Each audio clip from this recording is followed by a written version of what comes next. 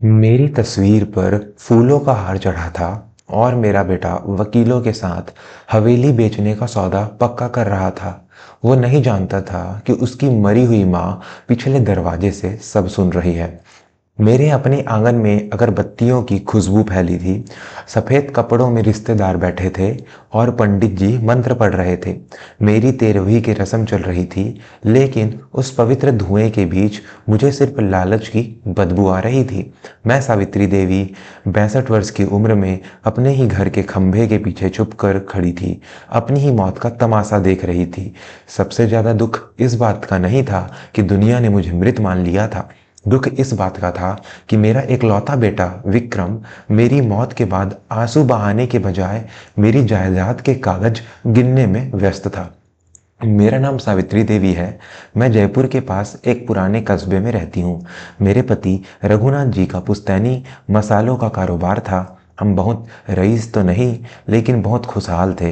हमारी एक बड़ी हवेली थी जिसे मेरे ससुर जी ने बनवाया था।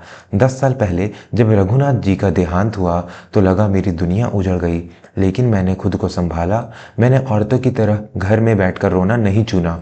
मैंने अपने पति की गद्दी संभाली, मसालों की फैक्ट्री को दिन रात एक करके चलाया। यह सब किसके लिए? मेरे बेटे विक्रम के लिए। विक्रम मेरा राजा बेटा। बचपन में उसे जरा भी खरोच भी आती थी तो मेरा दिन हराम हो जाता था। उसे पढ़ने के लिए विदेश भेजा, उसकी हर जिद पूरी की। उसकी शादी सिमरन से करवाई, जो एक बड़े शहर की आधुनिक लड़की थी। मुझे लगा था कि मेरा घर खुशियों से भर जाएगा, लेकिन शादी के बाद विक्रम बदल गया। सिमरन को हमारी पुरानी हवेली और मसालों की खुशबू पसंद नहीं थी। वह चाहती थी कि हम सब कुछ बेचकर मुंबई शिफ्ट हो जाएं और वहाँ कोई मॉडर्न बिजनेस शुरू करे। मैं हमेशा मना करती रही, यह हवेली तुम्हारे दादाजी की निशानी है, यह बिकेगी नहीं। मैं हर बार यही कहती, और इसी बात पर घर में क्लेश रहने लगा।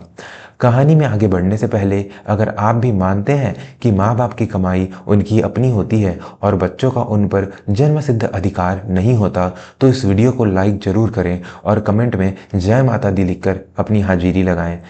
बात पिछले महीने की है। चार धाम यात्रा का समय था। मेरा मन बहुत आसान था, तो मैंने सोचा कि केदारनाथ और बद्रीनाथ के दर्शन कराऊं। विक्रम और सिमरन ने मुझे रोकने की कोई कोशिश नहीं की, बल्कि वो खुश थे कि बुढ़िया कुछ दिन घर से बाहर रहेगी। मैं उत्तराखंड के लिए बस से निकली। पहाड़ों का सफर था, मन में भक्ति थी, लेकिन नियति को कुछ और ही मंजूर था। ऋषिकेश से ऊपर जाते वक्त हमारी बस का संतुलन बिगड़ा और वह गहरी खाई में जा गिरी।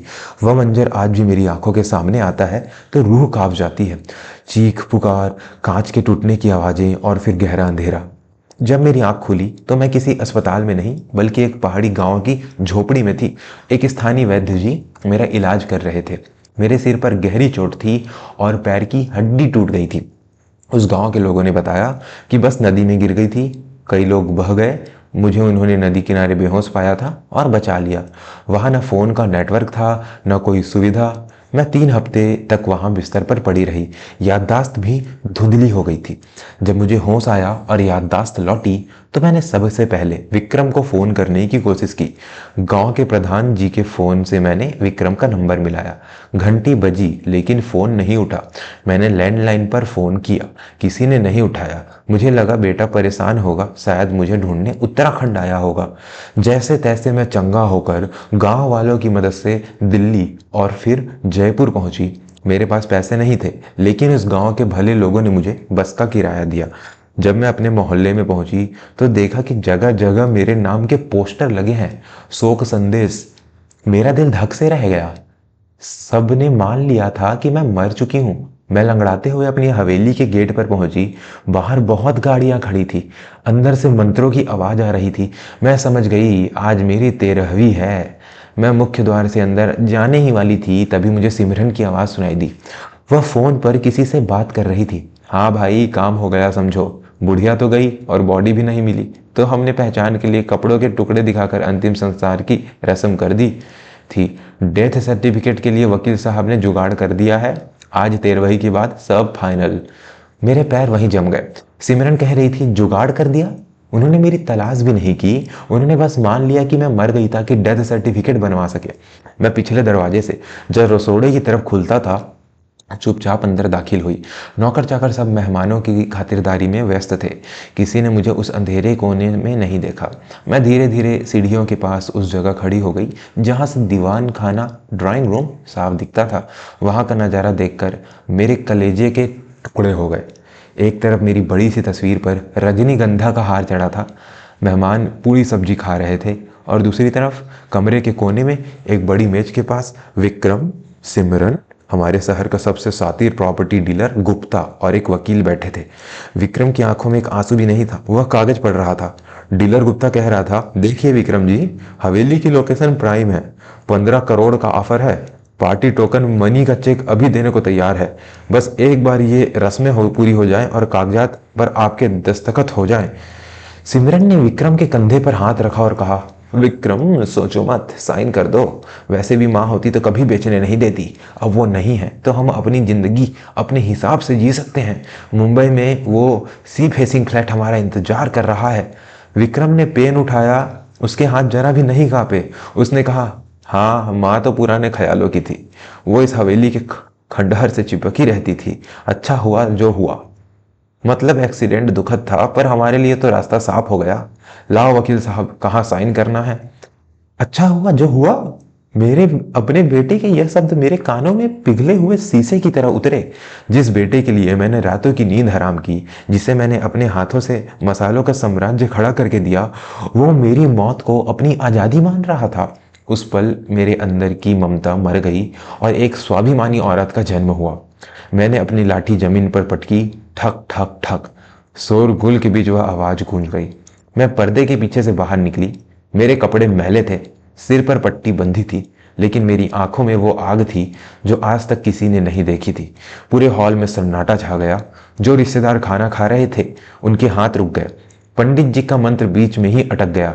विक्रम और सिमरन ने मुझे ऐसे देखा जैसे कोई भूत देख लिया हो। सिमरन के हाथ से पानी का गिलास छूटकर गिर गया। माँ, विक्रम के मुंह से फटी हुई आवाज निकली, तुम तो। मैं धीरे धीरे उनके पास गई। मेरी तस्वीर पर चढ़ा हुआ हार अभी भी ताजा था। मैंने उस वकील और डीलर को देखा जो पसीने से तरबतर हो रहे थे। मैंने विक्रम की आंखों में आंखें डालकर कहा, मैं तो मर गई थी, है ना? मेरे शरीर का इंतजार भी नहीं किया, बस कुछ कपड़ों के आधार पर मान लिया कि मैं खत्म हो गई। या फिर तुझे जल्दी थी कि कब मैं मरूं और कब तू ये हवेली बेचे? विक्रम हकलाने लगा। नहीं माँ, वो पुलिस ने कहा था, वो लिस्ट में नाम था, हमें लगा। तुझे लगा नहीं, तूने चाहा, मैंने चिल्लाकर कहा। मेरी आवाज पूरी हवेली में गूंज गई।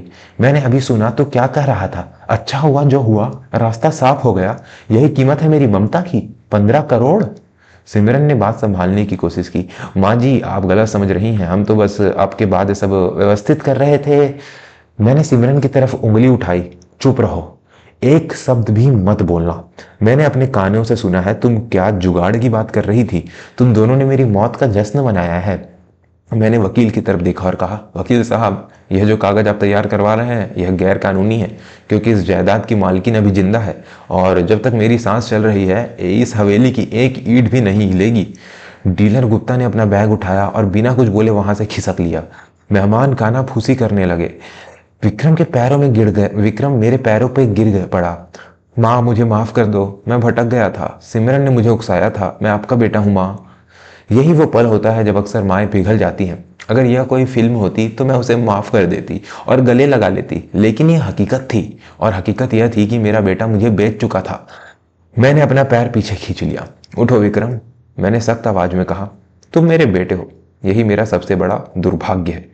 तुमने आज सिर्फ मेरा विश्वास नहीं तोड़ा, तुमने मेरे जीते जी मुझे मार डाला। और जो औलाद अपने माँ बाप के मरने की कामना करे उसका उन माँ बाप की कमाई पर कोई हक नहीं होता। कहानी में एक बहुत बड़ा मोड़ अभी बाकी है दोस्तों। अगर आप जानना चाहते हैं कि सावित्री देवी ने आगे क्या फैसला लिया तो चैनल को अभी सब्सक्राइब कर लें। ऐसी कहानियां आपको जिंदगी की असली सच्चाई दिखाती है। उस दिन मैंने उन सभी रिश्तेदारों के सामने, उस पंडित के सामने एक फैसला लिया। मैंने वकील साहब को रोका। रुकिए वकील साहब, मैंने कहा, आप यहाँ आए ही हैं तो एक नया दस्तावेज बनाइए अभी इसी वक्त। विक्रम और सिमरन घबरा गए। नया दस्तावेज? क्या मतलब? मैंने सभी की तरफ देखकर ऐलान किया, आज अपनी 13वीं के दिन मैं अपना नया वसीयतनामा विल बनवाती हूँ।